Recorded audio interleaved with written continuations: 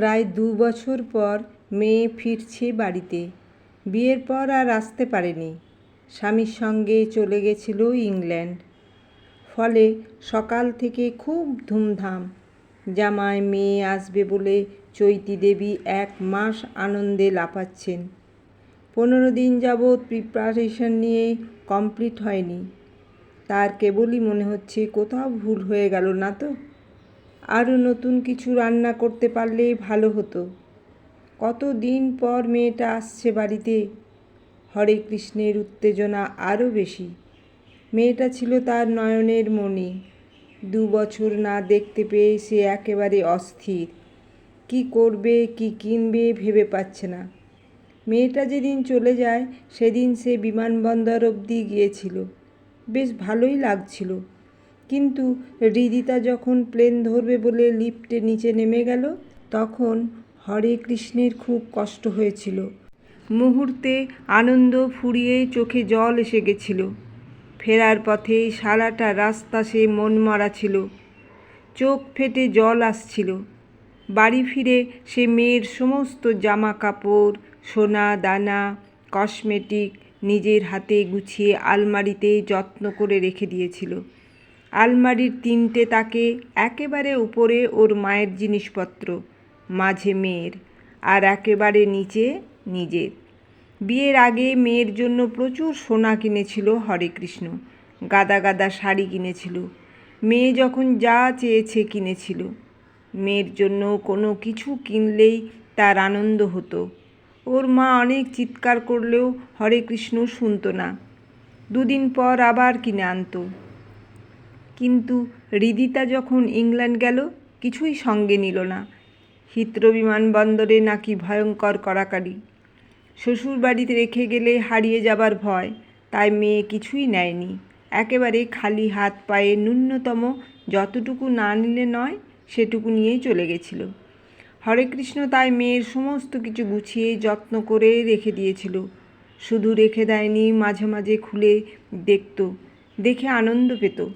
যখন তার মনটা খুব খারাপ হতো তখন সে আলমারির কাছে আসতো।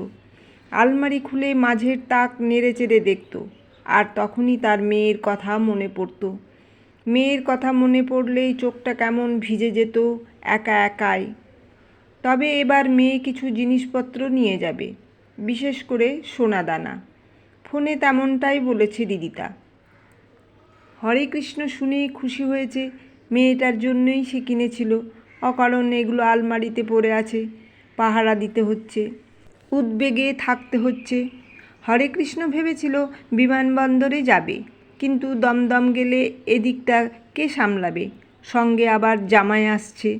বিকেলের দিকে হঠাৎ হরে কৃষ্ণের মোবাইলটা আচমকা বেজে উঠল। এক অচেনা নাম্বার থেকে কল আসছে।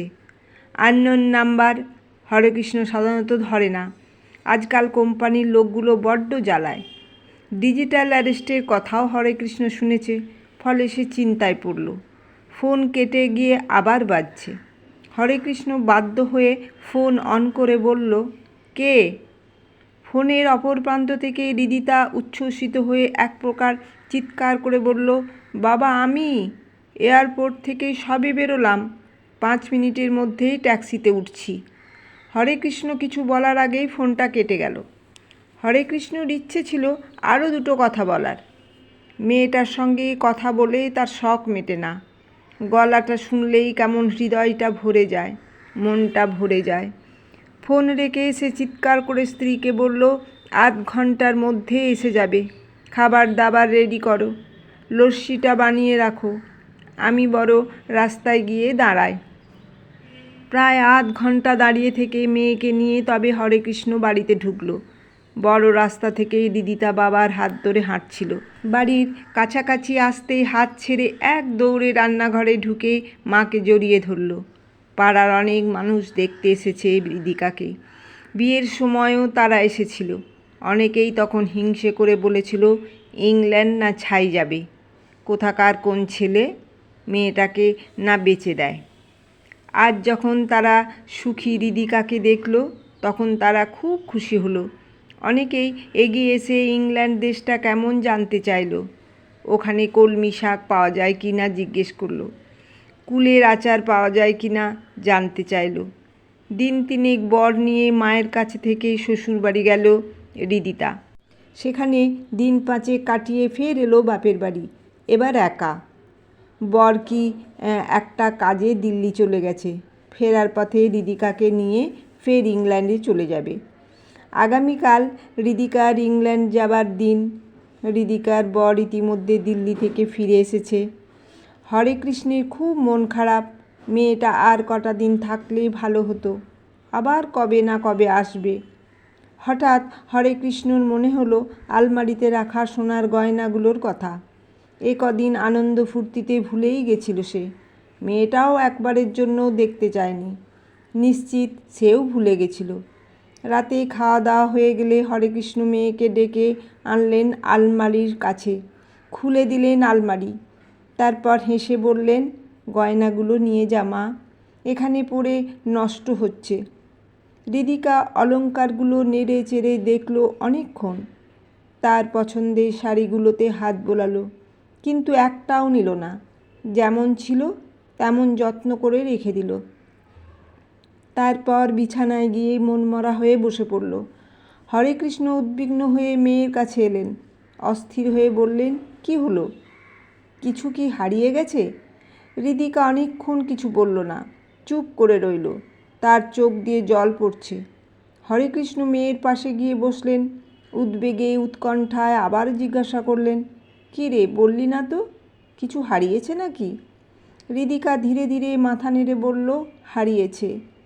আলমারি থেকে আমার শৈশব হারিয়েছে, আমার ভালো লাগার দিনগুলো হারিয়েছে, আমার স্পর্শ হারিয়েছে, সারা আলমারি জুড়ে আমার গন্ধ লেগেছিল, সেগুলো সব হারিয়ে গেছে বাবা। একটু সময় চুপ থেকে হৃদিকা আবার বলল, তোমাদের দুজনার মাঝে আমার গয়নাগুলো কি সুন্দর রয়েছে, দেখেছো বাবা? শাড়িগুলো মাঝে মাঝেই তোমার সঙ্গে কথা বলে, তাই না বাবা? তুমি যখন আলমারির সামনে এসে দাঁড়াও তখন তুমি তোমার মেয়েকে দেখতে পাও, তাই না বাবা?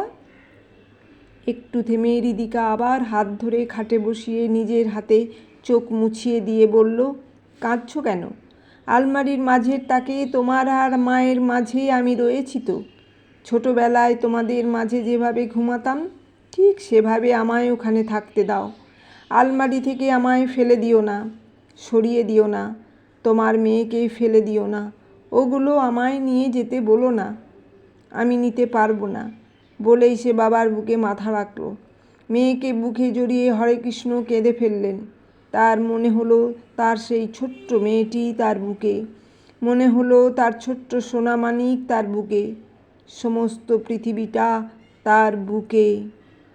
কলমে বাবুরাম মণ্ডল। গল্পটি ভালো লাগলে লাইক, কমেন্ট ও শেয়ার করে আমার পাশে থাকবে। ধন্যবাদ।